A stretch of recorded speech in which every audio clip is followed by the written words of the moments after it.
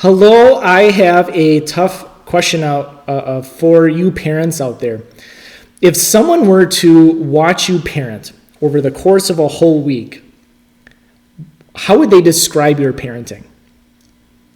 What characteristics would they use to describe the way you interact with your children? What would they determine must be the goals that you have for your family as a whole, for your children, even for yourself? What would they say? Now, if you're anything like me, that's a really kind of terrifying idea, having somebody watch intently me parent over the course of a long period of time. And that's because when we parent, we're usually exhausted, we're usually frustrated, at our wits' end. In other words, we're not usually at our best. And yet, your children are seeing you parent because they're being parented by you. They're seeing everything about your interaction with them. They notice what you're doing, and it will shape them in the long run. And so what we need to do is we actually do need to do a deep dive into our parenting, both who we are as parents and what we're trying to accomplish as parents. And as scary as that might sound, it actually is going to help us wrestle with the guilt that we feel as parents, and also help shape our long-term relationship with our children. In order to do that, to help us do that, I'm going to spend some time with you over the next several weeks working through this book. It's called Parenting, 14 Gospel Principles that Can Radically Change Your Family. And the author is Paul David Tripp, a Christian author and pastor. Like a lot of his stuff, but this was a really powerful book for me as a parent. If you don't know me, I have a 7-year-old daughter and a 5-year-old son. And it's really helped me think through, again, both who I am as a parent and what I'm trying to do as a parent for my children. And even as we're going to work through this over the course of several weeks, you are welcome to just get this book on your own and work through it yourself. It is a tremendously helpful book. But if you want help kind of hearing some main points and synthesizing it for your own life, hopefully this will be a helpful video series for you. And today for our first video, we're going to start in a place in the book that is often easy to skip over whenever a book is started, and that's with the preface. But the preface in this book actually sets a lot of really important principles for what's going to be addressed throughout the book. And it asks that question that we started off with today, which is, who are you as a parent? And that question is meant to make us think through, who are we in relation to our children? Also to make us think through who we are in relation to what we see the point of life being about, and also who are we in relation to our God. And Tripp, the author here, he concludes that there's really kind of two ways that you can go about your who you are as a parent. And he says that oftentimes we see ourselves as owners.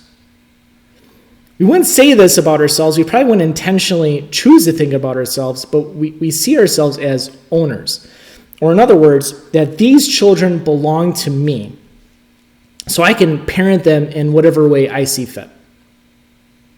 Now again, probably wouldn't put it quite so crassly, but it does characterize a lot of the things that we do to our children. That we often do things that seem good in the short term, but aren't really helpful in the long term. We often function more on a reactive basis than in a real goal-oriented way of dealing with them. And most importantly, we often deal with our kids outside of God's great, big, wise plan for our children. And we kind of have to think through a little bit what it means when we see ourselves as owners of our children. That usually we are motivated in our interactions with our children and what we do with them and what we want our children to do, kind of based in the way of thinking about what we want for our children and what we want from them. Or in other words, we're driven by this vision that of what we have, what we want our children to be, what we want our children to become, and also what we want from them in return. And that's something that's shaped, again, it's shaped by the little things that we do. It's shaped by our daily interactions with them, or even our moment-to-moment interactions with them. And you can think about like the big things that you do with your kids, and they're really, really important. That week-long vacation, that weekend trip to the nice hotel, the big holidays, all those things are great and build wonderful memories. But they don't really shape who your children are. They don't shape the inner narrative that they have as they think about themselves and talk about themselves inside. Those big events, they don't really shape what your children value and what they see as important for their lives and their future. It's the little things that shape who they are.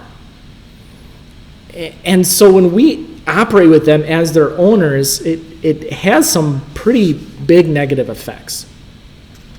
Instead, what Tripp is going to call on us to do is to think about ourselves not as owners, but as ambassadors. You see, an ambassador serves somebody else. An ambassador's whole job is about bringing somebody else's message, characteristics, and representing that really, really well. That's what an ambassador is all about. Not necessarily their own goals or their own message, but the one that they represent. It's about his message and his goals and what he has to give. And so as a Christian, somebody who says, I characterize myself by Christ. I characterize my life based on what Christ has done for me. That he reigns, that he is King of Kings and Lord of Lords, that he has given me all that I need, the forgiveness that I need, the inheritance that I need, the hope of heaven that removes the fear of my life. If I characterize myself that way, and I want my children to be characterized that way, then really they don't belong to me. They've been purchased by the blood of Christ. That's what redeem is all about. That if they've been redeemed, that bought back from sin and the future that sin brings, but instead bought into the family of God and into his kingdom, and I want that to define who they are, then they don't belong to me. They belong to my God, because they're God's children now. Through baptism, through faith, they are in his family. And so first and foremost, I want to give them God's message, God's goals, and what God has to offer them. And so it's not about what I want or what I want for my children to become and what I want from my children in return.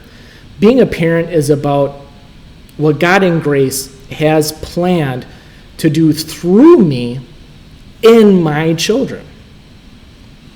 That's what it means to be an ambassador. And that has some pretty serious implications. Because it affects, again, the way that I interact with my children, not in the big moments, but in the little moments. And the truth is that I often fail in those little moments because I go into them with the wrong motivation. Consider if one of your main goals for your children is that they behave really, really well. You want them to behave. And so imagine this situation. Imagine you've just explained to your children for probably the 50th time to not fight with each other, to think about each other's feelings, to listen to each other, to forgive each other, and to be patient. And you've done it in a very soothing voice. You've done it in a very calm way. And you leave the room and you sit down ready to relax, ready to be able to just have a moment of peace and quiet to yourself. And what happens? You immediately hear them screaming with that real like whine, and somebody's crying. You even maybe hear a smack, and you get up from your chair and you are marching down the hall. What is your goal? Are you going in there motivated by grace, or are you going in there ready to deal out punishment, ready to use your angry voice, ready to show them just how much you have lost your patience, for them to see how angry you can really be, so that they are so afraid of you that they won't do it again? I'm assuming you've done that. I know I have, more often than I'd like to admit. But the problem with motivating our children through fear is that the things that we want them to do, they will only do them because they're afraid of you and what you will do to them. And if that's their only motivation, then when you're not watching and ready to punish them, they won't really care about what you've told them to do. They'll inevitably lie to you if you ever start to find out what's going on in their life, or they'll just hide it. But instead, if they start to love the things that are good, if they see the things that you see are good as good themselves, then they're going to value those things and prioritize them no matter who's watching.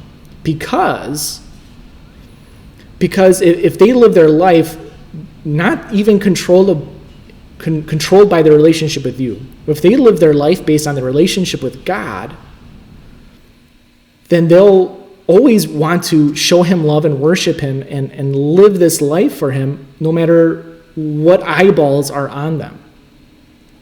But that only happens by God's grace. Lives are only changed by the gospel, only by the message of undeserved love, what God was willing to do for you when he sent his son into this world to die for you, to conquer sin, death, and the devil for you. That's the only thing that transforms people. And so why would we think making our children afraid of us is going to change them when it didn't change us? The only thing that changes you and me is the grace of God. And so that's what us as ambassadors want to give to our children in return. We want to give them the grace that really transforms their life. The problem with that is that sin makes that really hard for us to do as parents. Sin makes it much easier to operate as owners instead of ambassadors. Sin makes it much, much easier to be frustrated and disgusted by our children's sin rather than noticing our own sin. Sin makes it much easier to talk to somebody than to listen to somebody. Sin makes it much easier to act in angry or to react in anger rather than to show patience and grace. So this is a difficult thing, and so it requires us to be intentional. And that's what Tripp is trying to get us to think through, is how do we be intentionally ambassadors? And it's probably helpful to think through 4 goals of being parents, or really that these four goals, how they can be lived out either as an owner or an ambassador. And so that's what I kind of want to end this time with you thinking about. The four goals or the 4 ways that you think about yourself and the way you interact with your children. They're your identity, the work that you think you're there to do, the success you're trying to achieve, and the reputation that you are concerned about. So first, and I'm going to real quick fire work through these. Again, please get the book and work through it a little bit more on your own. But just to think through identity based on owner and ambassador. Your identity is, where do you look for the sense of who you are? Often as parents, we look into our relationship with our kids to identify our self-worth. And so then our self-worth becomes what our kids do and how other people see them. And it's not even so much what they see in our kids, it's more about what do they think of us based on what they see in our kids. But the problem with putting our self-worth all on the shoulders of our children is that it will crush them. Putting everything about our value and who we are on our kids will absolutely crush them, because that is something that's only meant to sit on the shoulders of our God. And his shoulders are a lot bigger and stronger than our children's. Because our children, we parent sinners. They can't fulfill our lives in the way that we expect them to sometimes. Only God can.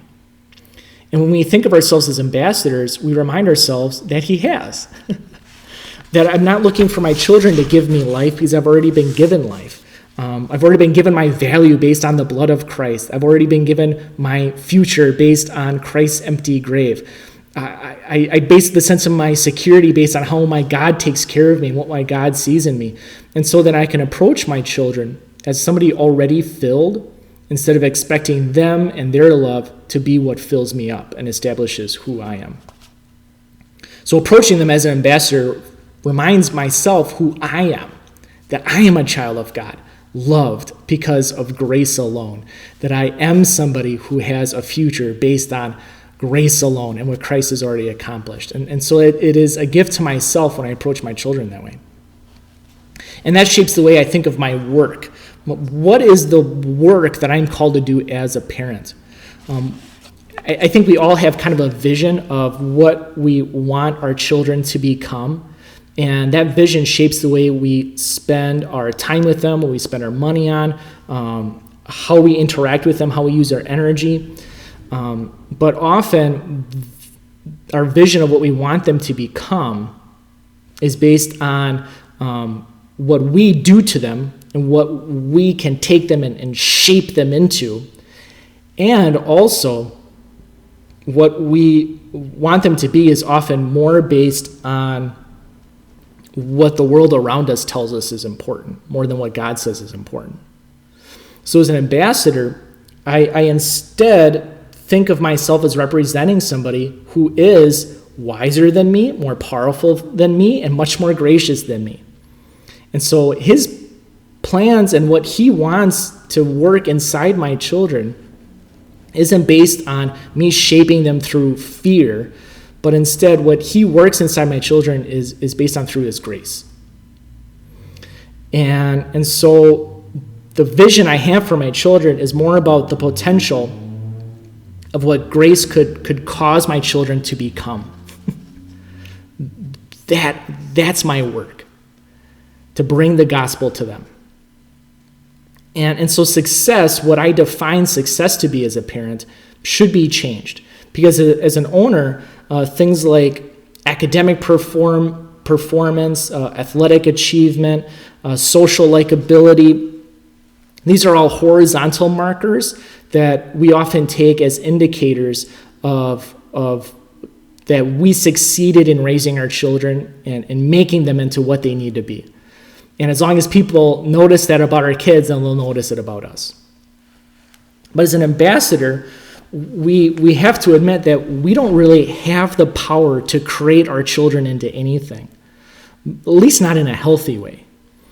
And so again, it's our success is about, have we brought the gospel into our children's lives? Have we connected them in their relationship with God? And even there, we don't have the power to make our children Christians. We don't have the power to make them act like child of God. That's something that flows from the power of the Spirit. That's something that flows out of the gospel. That is God's work. And so instead of us kind of basing our success as parents and the success of our children's lives on these horizontal markers, we want to instead concentrate on building up their vertical relationship with God. And so that makes us, again, think about our reputation. That our reputation, what people say about you, what they think about you, we have to admit that a lot of the times when we interact with our children, especially when other people are watching, it's less about what's good for our children, and it's more about what are people going to say about me as a parent. And that is not fair to our children. That is not fair to our children to kind of set aside what we think is, what we know is healthy and what is good for them, also that somebody can say something good or think something good about me as a parent. And so we unwittingly turn our children into our trophies that we can put in a case and everybody can look at and say, wow, you're such a good parent. And so that's hopefully very obviously unhealthy. But instead, for us as ambassadors to humbly accept the fact that we have sinners in our family. And so they're going to sin. They're going to wrestle with temptation. They are not going to be perfect for the sake of people to see that and compliment you. And so when they are sinning, when they are being tempted, when they are struggling, what they need is you to be an ambassador. For you to be patient with them, for you to do the things that are healthy for them, to set those boundaries, but not based on fear, but based on what is good for them, to be based on grace, to be based on your love for them, even though they are acting up and frustrating you and being difficult. Grace is about loving, especially in those moments. And your children will feel that, they'll know it, they'll see it, and it will shape who they are. And so my goal through this video series is to be thinking through, how do we get to interact with our children as ambassadors instead of owners? And we're going to be looking at a whole bunch of different great principles as we work through this. And I pray that you join us for this, because I don't want you to believe that you're alone in this or that you're the only one struggling with this. This is a tremendous challenge. This is a truly difficult thing. And if we instead give into the loneliness of parenting and give into the influence of the world around us, we'll always be dealing with our guilt, and we'll be doing things for the long-term relationship with our children that we don't actually want to do. So instead, I'm praying that during this time, we can give ourselves grace based on the fact that we're children of God, and see the real joy and blessings of interacting with our children, seeing them as children of God. So I hope to see you again. I hope you can get some use out of this, and I look forward to seeing you next week as I once again post a video on our first principle, which is our calling. And I'll see you then, and God bless your week.